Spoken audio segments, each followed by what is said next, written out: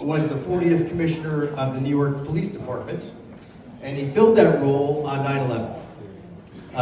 Shoulder to shoulder with Rudy Giuliani as they helped a nation recover from the worst attack on our soil. And he has the unfortunate honor as having attended and served at more funerals for first responders than anyone in history. He is a national treasure. And someday his story will be told, and we will learn more and more of the details, but especially how he was a forerunner for cancel culture. And the left, the corrupt, discredited left, targeted him early. And as we're reminded today, they play for keeps. They don't care about appearances. They don't care about legality. There's nothing they won't do to destroy their adversaries. But you know what? Bernie's story is so much more than that. He served in Iraq in the transitional government for us under George W. Bush. Bernie has been in business with Rudy Giuliani. He is a great advocate and supporter for Donald Trump, so much so that the Trump campaign has now turned to Bernie and asked him to be a regular surrogate on the road to talk about national security and crime. Talk about how Donald Trump is going to bring back America with help from people like Bernard Kerik. I have the honor of calling him a dear friend. I think I was asked to do this introduction because I'm a fellow Jersey guy. And I can tell you that Bernie and I have that in common. We don't have our hairline in common that I like to remind Bernie once in a while, but mine's going back there as well. Anyway, this is a real treat for us. Bernard Kerik is a national treasure, and it is my distinct honor to introduce Bernie Kerik. Thank you. First, I want to thank Julio for putting this together. He is somebody that does amazing things in a number of different fields, but in the political world, he's somebody that I know the president can count on, the Republican Party can count on, and Meg can count on. So on behalf of Meg and the party, I want to say thank you.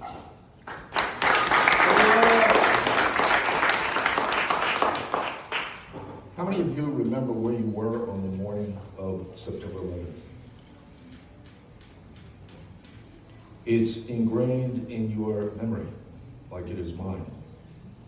On the morning of September 11th, when the first plane hit Tower 1, I was in my office. My chief of staff came in and said that a plane hit Tower 1, and I thought it was a small plane. I thought it was like one of the Cessnas that fly up and down the Hudson River and do tours all day long. I didn't really think anything of it until I saw the visuals on a television in my office. I went out to the conference room and I could see the hole in the top of the building. I called Mayor Giuliani. I told him I would be at the scene within 7 or 8 minutes and to meet me at Tower 7. Tower 7's directly across the street from 1. Tower 7 was where our emergency command center was. I was there within about 8 minutes. Got to the corner of Vesey Street and West Broadway, and when I did, the police officers stopped us and wouldn't let us turn onto the block. And when I rolled down my window, the cop saw me, and he said, "Commissioner, you can't turn onto the block, they're jumping." I had no idea what he meant. I got out of the car, I looked down the block, and over the next 2 or 3 minutes, I watched a few dozen people jump to their death. They landed on Vesey Street, they landed on the awnings between the two buildings. Mayor Giuliani arrived about 3 or 4 minutes later. By the end of that day, we realized that we lost nearly 400 first responders. I lost 23 cops that worked for me. We lost 37 Port Authority police officers and 343 firefighters. And the ironic thing today, as I stand here, We have actually lost more first responders from cancer and from the ailments of 9/11 than we actually did on that day. So people would wonder why I'm here at a local race. And I will tell you this. I have that glass right there. That glass.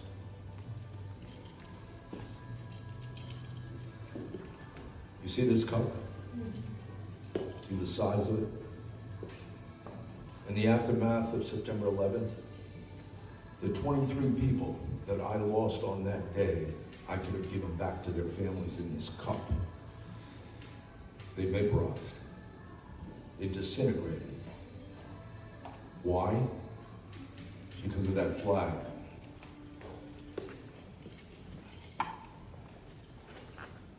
Because of the freedoms that that flag represents.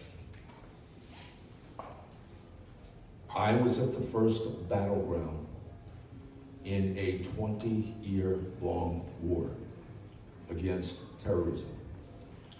And I honestly believed until about 5 years ago that that was the greatest threat to this country.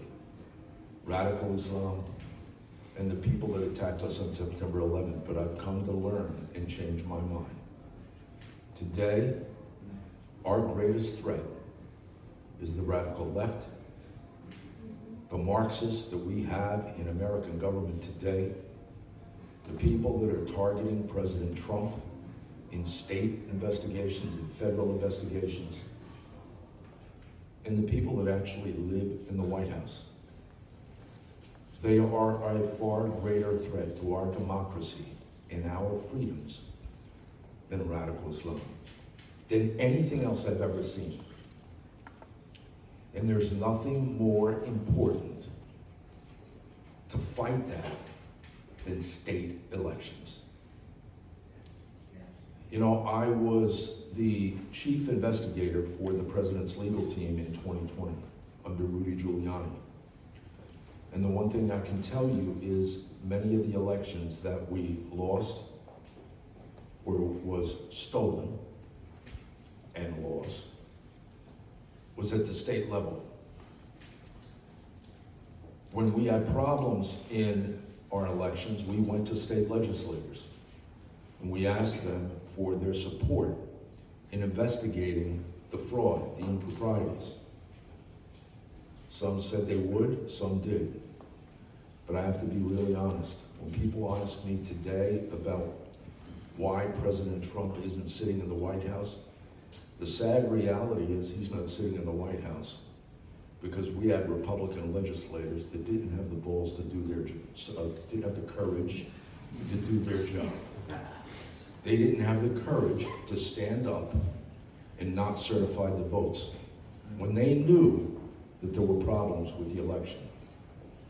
So the reason I'm here today supporting Meg is because there is no question in my mind, there is no doubt in my mind that if that happened again this time, and we needed state legislators to really investigate fraud and improprieties, Meg would be somebody that would do that. She would have that courage.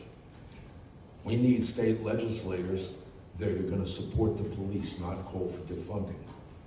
Meg has called for defunding, not defunding the police, but defunding the woke attitude and mentality of society. She's been endorsed by the county FOP here. She's been endorsed by the PBA.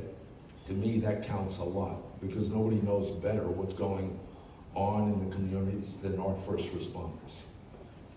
I have no doubts that in the State House, you will have an advocate in Meg. And I have no doubt that when President Trump needs assistance in the state, he'll have an advocate and a friend in Meg. So that's why I'm here. And that's why I'm going to ask you. I know this is all about money. Every campaign is about money. If you give it, give more. If you have friends that you know that can help with this campaign, get them to do so. When it comes time to get out to the polls, reach out to every friend, every colleague, every member of your family that you can. Get them to support this campaign and others like it, because we need all the people we can get in that positions like this, because we can't afford to lose this election. If we do, this country is doomed. And I can tell you, as somebody that's on the inside, there's nothing I could say more truthful than that. So I'm here to support Meg. I'm asking for your support for her. She is going to be one hell of a fireball when she gets to the state capitol. And with that, I introduce next member of the House for Florida, Meg Weinberger.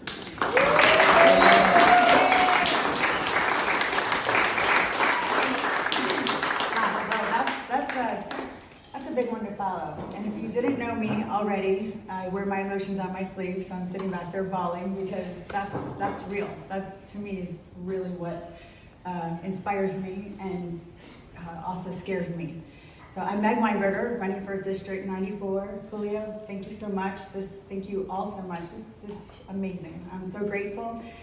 Who would have thought somebody like me would be running for office? I never thought somebody like me would have a voice be able to have a voice like this and have support of amazing people like you in this room. You know, I grew up in South Florida on a farm, Sunshine Ranches. I love Florida, been here my whole life. My parents, I joke we could bring home any human or animal.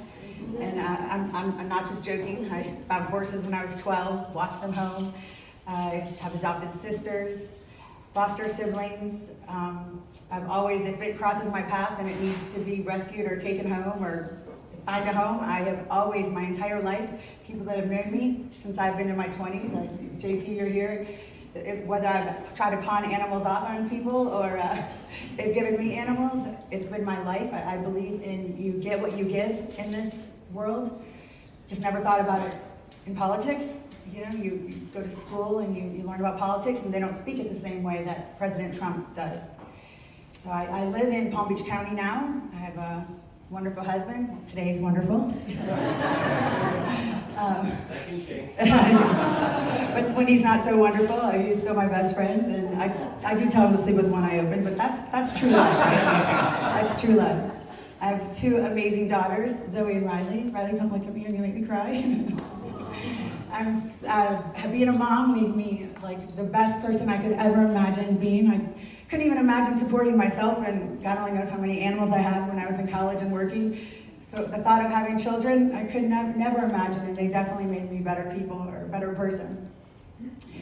So, you know, in this community, for years I've been volunteering. I love animals and doing animal rescue, and I love sharing animal rescue with special needs kids and foster kids. I bring them to the farm. For years I've been going to schools. I still go to schools for special needs, adults and children. It's, you know, I don't think, unless you're exposed to it, you don't understand that healing connection that animals give us all. And that unconditional love. And it truly, to me, shows what kind of person you are, but everybody's not exposed to that. Everybody doesn't know how amazing animals can be. So it's definitely been my life's passion in sharing that with others. You know, and when I started to, somebody brought this idea to me, and maybe, you know, Meg, you should run, you've been serving the community, and I thought, I am the last person that would ever imagine being in politics. And he said, Meg, you're supposed to serve the people. That's what you've been doing your whole life. And I thought, is this some kind of crazy joke? Is he? I was telling Marcus, like, is there like a Jackass film that somebody's gonna, you know, play any minute now and say, you know, joke's on you? But my husband and I went up to the legislator and started talking to, you know, different people at this Capitol and learning why they ran, and, you know, learning, and I was learning so much, and I thought, gosh, I wish I would have learned this years ago when I took it in college or in high school. They don't teach you like this. And back to, if you think and listen to what President Trump says, it's a lot of common sense. But that's just too much for people to understand. All that common sense doesn't make sense to people because it's just natural. So, you know, honestly, this journey has been amazing. I have been passionate about agriculture in Florida for years. You know, I grew up out west. I have my It shocks me that my kids haven't gone to farms in school like I did growing up. I feel there's so much to do in our state level by teaching our community how important it is to support our local farmers. I'm a huge, I grew up, my parents, we were respectful to police officers and military. That was a no-brainer. I was probably more afraid of my mom than of police officers still today. But, they were probably nicer, but I will be honest, it's the fact that we are in a world where kids are not respectful, they don't respect, or communities are not respecting our men and women who protect us. When you dial 911 and you're gonna expect them to show up, it just blows my mind. Things like this, I can't even imagine. I mean, I want my kids and your kids to grow up in safe neighborhoods like I was allowed to. And that's just part of the American way. I mean, how is it not? So a lot of this to me is common sense. Supporting our police officers. What happens if you get in a car accident? What happens if your house is robbed? You call the police. They come. They help you. How do we take their money away? How do we not support them? How do we not shake their hand? I mean, my whole life, when you see a police officer, we would pay for their lunch or their breakfast. If I was at the airport, I sometimes could barely make ends meet, but that's how my family raised us. Military and police, you support your first responders. And of course, when COVID hit and education kind of just blew up, these parents and so much being exposed, what was going on in classrooms, I felt ignorant because I wasn't paying attention as closely as I feel like I could have. And I'm sure, watching these parents stand up and realize that we have a voice. So I have to say, I'm learning so much. I want to, if anybody has questions, I love to answer. But I thank you all for being with me on this journey, supporting me. Meg Weinberger, District 94. I'm so grateful, and I always want to have an open door or my phone. I want to learn because, I am a servant of the people. I don't even know where the word politician came. I think I need to research that. I feel like it's just not a good word for me. But I always want to remember, and I will always remember why I'm here and how I learn, which is from the people. Honestly, doing this, I don't know if I told you this, Bernie, but I've done about 4 ride-alongs with the sheriff's office in several parts of the district, and I don't mean an hour or 2. My first was in the Glades from 5 p.m. till 5 a.m. You want to learn about your district, go spend that many hours in that part of the area, and you're going to learn from the sergeant. The sergeant actually said, there's a gun and that's for you if you need it. That tells you exactly what. And you know how to use it. Yeah, I do know how to use it. Thank you. Yes, amen. So again, thank you all so much. I'm so grateful, and Julio, thank you so much, honestly. If anybody has any questions, please feel free to talk to me, get my cell number, and Ben, thank you so much, and Steve, really appreciate you guys. Sharina and Fran, you guys are the best, thank you so much. Yes, please. I think Bernie got it right, that, I spent a lifetime helping on the federal side and neglecting the state side. And we saw what that meant, especially during COVID when this Palm Beach County got taken over and our government didn't care about us, business owners. We let all the crime come here, and it almost drove our community down completely. And so I realized that Bernie's right. I mean, we got to support at the local level, and we got to, that's what Soros does, right? Yeah. That's exactly. That's right. Like, he knows how to do it at the state level and then control the federal level. So, this is the first state race that I've been involved in, and I got to do more. And we all got to do more. Volunteer, signing. I signed up as a poll worker. I had to ask, am I allowed to in the campaign? But I am, and I never thought I could do that, or somebody like me should do that. I just figured that's a job somebody takes, but they're volunteers, and that's important. So I feel like volunteering, make sure you vote, make sure everybody you know votes, and tell them again and tell them again. It's very, very important. Yeah, we can't neglect our own communities. And I think I mistakenly did that for a while, and I want to right that wrong, and hopefully we all can. Let's bring her in. Let's get her over there.